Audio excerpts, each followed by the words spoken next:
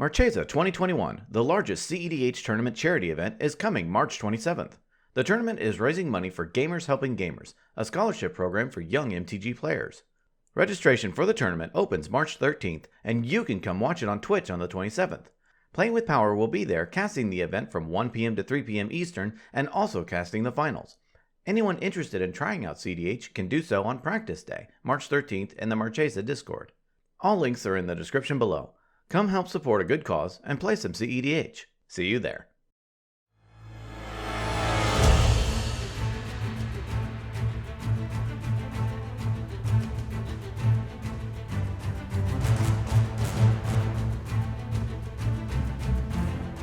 Ladies and gentlemen, boys and girls, welcome to Playing with Power MTG, where we play with the most powerful cards in the most powerful formats.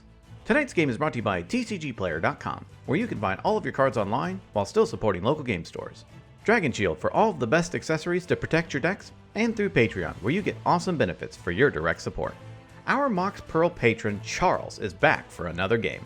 He is representing Mono White again and is ready to fight the Playing with Power team once more. If you want to be on an episode, consider signing up to our Mox Pearl tier on Patreon. You will get all kinds of Patreon benefits, and you will get to be in a video with us. So, let's start out by showcasing our fighters this evening. First, we have Ryan, piloting the partner pair of Tymna the Weaver and Thrasios, Triton Hero. Consult Scepter Thrasios is a mid-range deck that utilizes its commanders to grind value, interact with opponents, and assemble a 2-card combo to win the game. Ryan's opening hand contains a Sol Ring, Bloodstained Mire, Flusterstorm, Mana Drain, Vampiric Tutor, Exotic Orchard, and a Neoform. Next, we have Folger, piloting Tasigur the Golden Fang. This is a control deck that uses Tasigur's ability and how it interacts with a multiplayer game to stop your opponents. The deck then wins by looping cards with Tasigur's ability or a consultation line. Folger's opening hand contains a Chrome Mox, Mox Diamond, Command Tower, Wooded Foothills, Yavimaya Coast, Seedborn Muse, and a Time Twister. After that we have Charles, piloting Heliod, God of the Sun. This is a mono-white stacks deck that leans as hard into stacks as possible. The win con is locking your opponents out, and that's exactly what Charles intends to do. Charles' opening hand contains a Plains, Emeria the Sky Ruin, Suppression Field, Aven Mind Sensor, Drannith Magistrate, Abolish, and a Planar Collapse. Finally, we have Zach, playing Kess, Dissonant Mage. This is a mid-range and storm deck. This deck's strengths lie in its flexibility. It can switch from mid-range to fast combo in an instant and take your opponents by surprise. Zach's opening hand contains a Tainted Pact, Plunge into Darkness, Scalding Tarn, Volcanic Island, and his London Mulligans are an Arid Mesa, Underground River, and Snap. Without further ado, let's begin this mad, mighty, magical, moronic, malfunctioning monsoon of mayhem. Ryan wins the Who Has the Cutest Pet challenge and gets to start us off. Ryan draws a card for turn and plays a Bloodstained Mire. He cracks it, pays 1 life, and fetches up an Underground Sea onto the battlefield. Ryan casts a Sol Ring and passes to Folger. Folger draws a card for turn and plays a Command Tower. He casts Mox Diamond, discarding a Yavimaya Coast. He casts Chrome Mox, imprinting Stubborn Denial. Folger then casts a Time Twister. In response, Charles casts Abolish, discarding a Plains, destroying Folger's Mox Diamond. Time Twister resolves, each player shuffles their hand and graveyard into their library and draws 7 cards. Folger casts Ataxian Probe, paying 2 life and targeting Ryan. He looks at Ryan's hand and draws a card. Folger passes. Charles draws a card for turn and plays a Plains. He ends his turn. Zach draws a card for turn and casts Ataxian Probe, paying 2 life and targeting Folger. Zach looks at Folger's hand and draws a card. He plays a Verdant Catacombs. He cracks it, pays a life, and fetches up an Underground Sea onto the battlefield. Zach casts Ponder. He looks at the top 3, doesn't like what he sees, shuffles, and draws. Zach passes the turn. Ryan draws and loves the card he drew. He plays a Mana Confluence and then casts another Gitaxian Probe, paying 2 life and targeting Zach. He looks at Zach's hand and draws a card. He shifts the turn to Folger. Folger draws and plays a Breeding Pool into play untapped, paying 2 life. He casts a Sol Ring. He casts a Mana Vault. Folger casts Mystic Remora. He follows it up by delving away some of his graveyard to cast his commander, Tasigur the Golden Fang. Folger passes the turn. At the end of Folger's turn, Charles casts Swords to Plowshares, targeting Tasigur. Mystic Remora triggers, and in response, Ryan taps Mana Confluence to help cast Notion Thief. Notion Thief resolves, and Folger declines to draw from Mystic Remora. Swords to Plowshares exiles Tasigur, and Folger gains 4 life. Then the turn passes to Charles.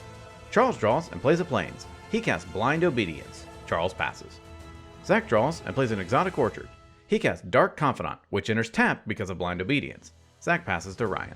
Ryan draws and plays a Windswept Heath. He cracks it, pays a life, and fetches up a tropical island onto the battlefield. Ryan casts Imperial Seal. He fetches up a card onto the top of his library and loses 2 life. Ryan moves to combat and attacks Zach with Notion Thief. Zach takes it, and Ryan ends his turn. During his upkeep, Folger pays for Mystic Remora. During his draw step, he takes a damage from his mana vault. He plays a snow-covered island, leaves open interaction, and passes. Charles draws and plays a Hall of Heliod's Generosity. He casts Sanctum Prelate. In response, Ryan casts Force of Will, exiling Thassa's Oracle and paying 1 life. Mystic Remora triggers, and in response, Folger casts Assassin's Trophy, destroying Notion Thief. Ryan fetches up a snow-covered island onto the battlefield. Folger then draws from Mystic Remora, and Force of Will counters Sanctum Prelate. Charles passes the turn. During his upkeep, Zach reveals a Grim Monolith from Dark Confidant, losing 2 life. He draws and plays a Spire of Industry. Zach casts Windfall. Mystic Remora triggers, and Folger draws. In response, Ryan taps Mana Confluence to flash in an Opposition Agent to get it out of his hand.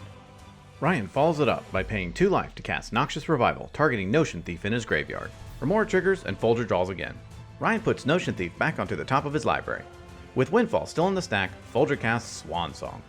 Swan Song counters Windfall, and Zach creates a 2/2 bird. Zach then proceeds to combat and attacks Folger with Dark Confidant. Folger takes a hit, and Zach ends his turn. Ryan draws and plays a Tarnished Citadel. He taps Mana Confluence to cast his commander, Tymna the Weaver. He moves to combat and attacks Zach with an Opposition Agent. Zach takes it, and in his second main phase, Ryan pays 1 life and draws a card through Tymna. He passes to Folger. During his upkeep, Folger lets his Remora die. He follows it up by paying 4 to untap his Mana Vault.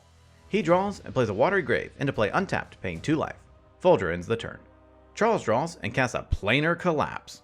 Extort triggers, and Charles pays for it. His opponents each lose 1 life, and he gains 3. He passes to Zach. During his upkeep, Zach reveals a Mental Misstep through Dark Confidant, losing 1 life. He draws and plays a Badlands. He casts a Wishclaw Talisman. Zach passes. Ryan draws and casts Carpet of Flowers. He looks at the Planar Collapse and decides to hold back. He moves to combat and attacks Charles with Opposition Agent and Folger with Tymna the Weaver. They both take the hit, and Ryan gains 2. In his second main phase, Ryan pays 2 life and draws 2 cards through Tymna. Ryan plays a Sunken Ruins and then ships the turn to Folger. Folger draws and plays an Overgrown Tomb into play untapped, paying 2 life. He casts a Simic Signet. He casts a Dimir Signet. Not wanting to play his commander into the Planar Collapse, he passes. During his upkeep, Charles' Planar Collapse triggers. He sacrifices it and destroys all creatures. He draws and casts Trinisphere. In response, Zach casts Plunge into Darkness. Plunge resolves, Zach pays 20 life, and then looks at the top 20 cards of his library. He puts 1 into his hand and exiles the rest. Zach then casts Force of Negation, exiling a blue card from his hand. Force of Negation counters and exiles Trinisphere, and Charles then passes to Zach. Zach draws and plays a Flooded Strand. He casts Demonic Tutor. Zach fetches a card into his hand. Zach passes. At the end of Zach's turn, Ryan casts Ad Nauseam. Priority goes to Zach, and Folger begs him to activate Wishclaw Talisman to stop Ad Nauseam. Zach decides to let it resolve and take his chances with Ryan not getting the cards he needs.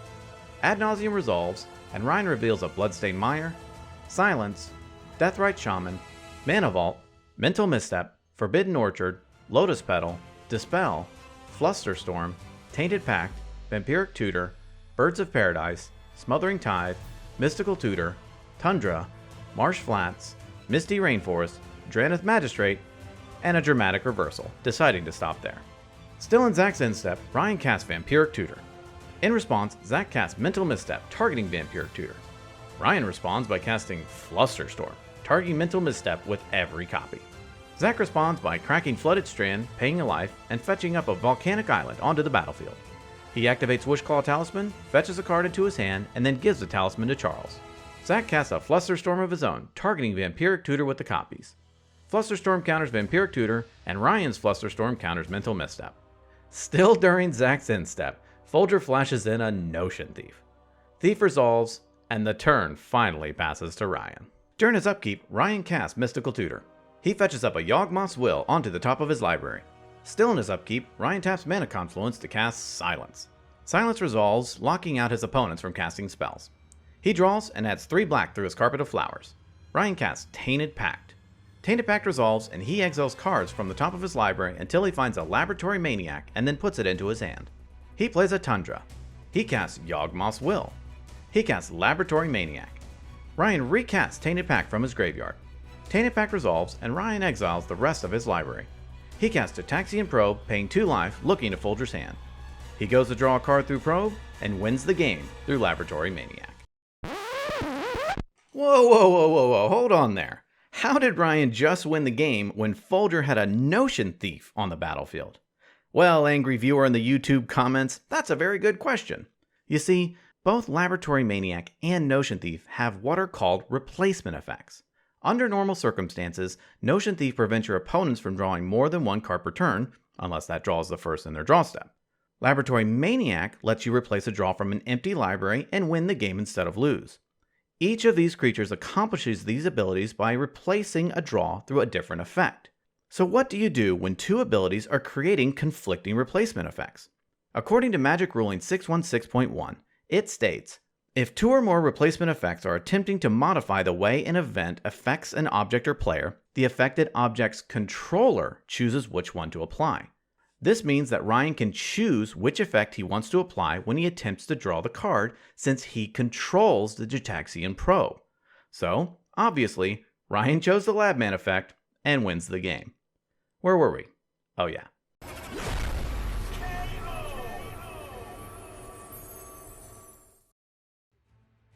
Ladies and gentlemen, what a game. Congratulations to Ryan on that awesome win. He was able to slow his opponents down and timed his window perfectly. This game really highlighted the power of Ad Nauseam. Speaking of Ad Nauseam, the most valuable card in this game has to go to Ad Nauseam. A 5-mana instant that draws 20 plus cards on the low end is absurd in this format. The fact that it is an instant is what really pushes the power level. If you're ever in a game with an Ad Nauseam on the stack, stop it at all costs. It's nearly impossible not to have the resources to win the game with 25% of your deck in your hand. If you want to be in a video with us, consider signing up to our Mox Pearl tier on Patreon. You will get all kinds of Patreon rewards, and you will get to be in a video like Charles was today. Well, that about wraps it up for this episode. Tune in next time when we duke it out to see who will be king of the competitive EDH table. Thank you so much for watching, and we will see you next time.